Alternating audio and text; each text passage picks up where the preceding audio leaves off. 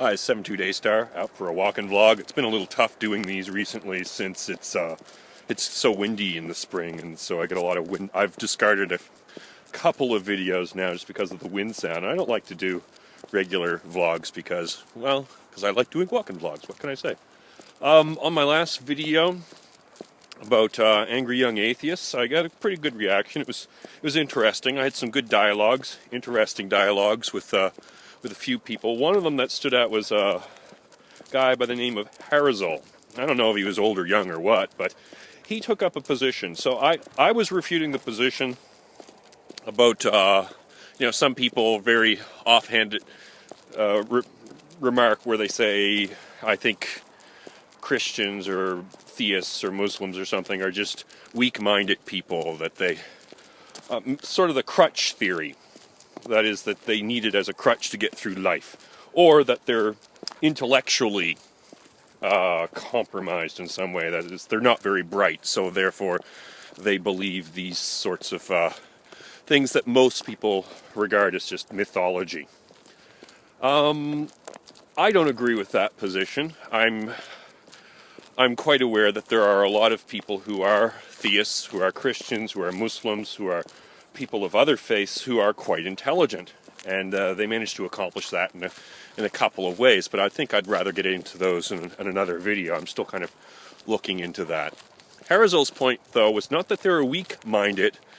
I think if I was to accurately represent his position, he would say they are weakened-minded. That is, through the course of indoctrination, when they're kids, obviously they're naive and trusting as children, and then they absorb the beliefs of the people around them. I had no disagreement there, but somehow that would thereafter compromise their ability to be rational in some way. And I kind of disagreed with that, and I disagreed with that because,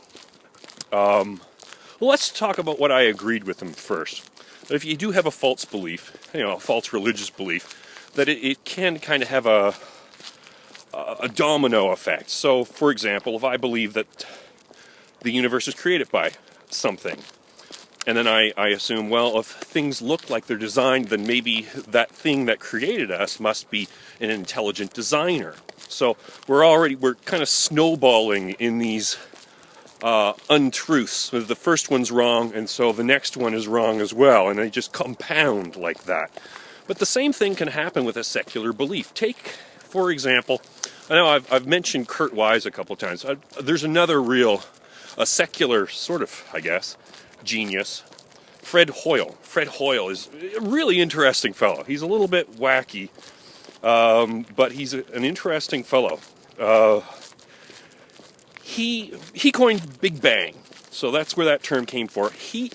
He meant it as a derisive remark directed at the theory. But it took hold for some reason, and he believed the other argument was a steady state. That is, that the universe is more or less unchanged. It just sort of keeps recycling itself, and that was his theory. And when the microwave background radiation was discovered after the war, that seemed to confirm, for most people it did, confirm the Big Bang theory. But nonetheless, Fred Hoyle persisted believing in steady state for no other reason, probably out of pride. And he had ways to explain away all of the evidence that contradicted the steady state theory. Really, a good example of how our biases can get in the way. So notice I'm using a secular example, but the same sorts of things can happen with religious belief.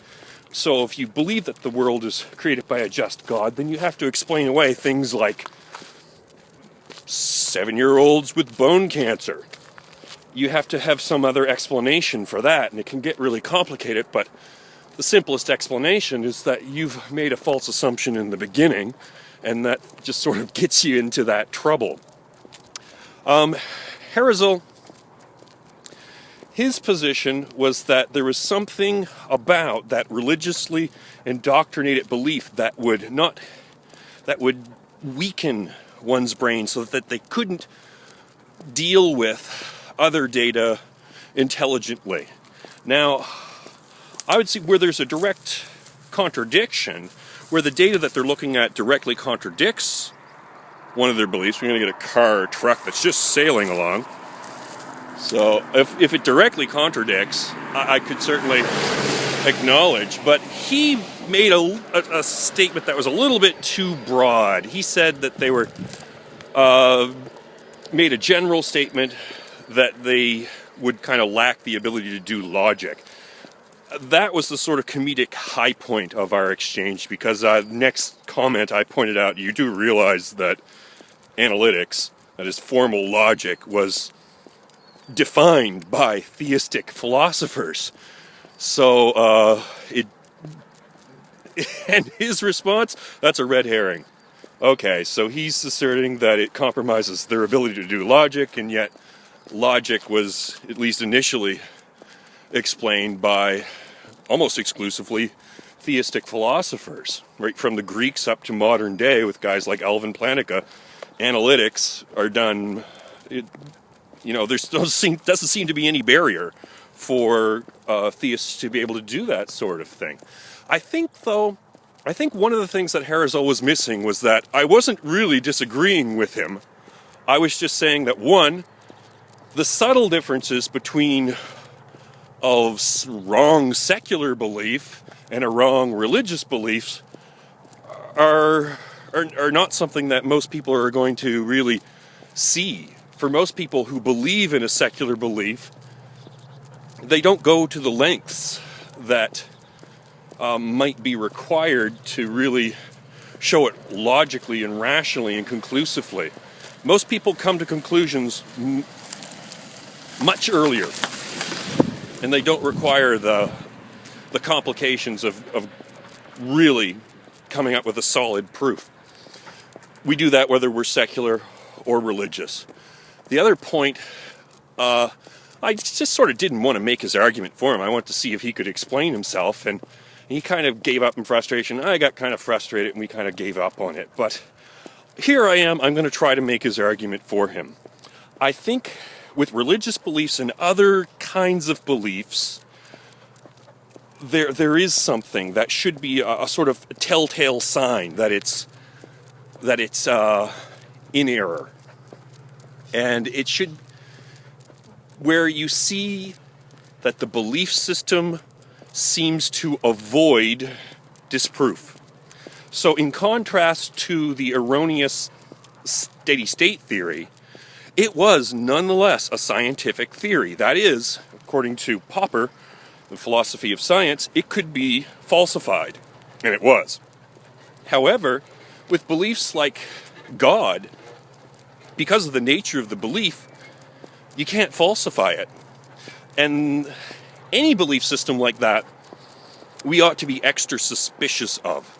It seems the illogical step that I see so many theists make, even some very smart ones, is they feel, okay, well, you can't prove me wrong, therefore I think it's rational to believe.